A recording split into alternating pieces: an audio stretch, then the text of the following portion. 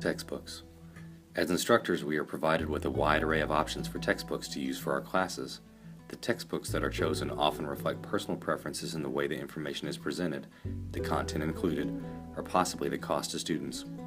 There's another important variable that should be taken into consideration when making book choices, and this is the accessibility of the textbook. Many students have special needs that require them to use a variety of technologies, for example, screen reading software, to ensure that they can access course materials.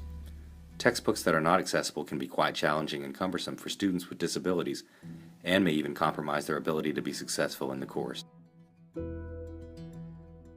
Many publishers now ensure that all of their textbooks can be obtained in an accessible format. However, some companies are still lagging behind in this area. Instructors should take a few moments to inquire about the accessibility options that are offered before choosing a particular textbook, and consider choosing an alternative textbook if their preferred choice is not available in an accessible format. This choice can make an important difference for students who are having to take extra steps to access their course materials. We have so many options now as professors for textbooks that we can choose, and you might even say, hey, I really like this textbook for me, and it's something that I want to use as a resource in class, but it may not be accessible to students. We always consider things like cost for students, and that's important.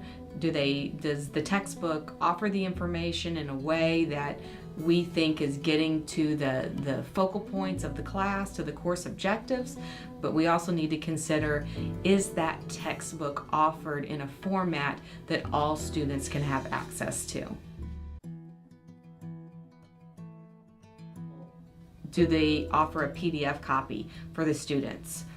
It's also important to know that providing an ebook alone is not necessarily going to be accessible to everybody. So sometimes instructors might believe, or even publishers might think, well, if I offer an ebook, anyone can access that information, and that's not necessarily the case.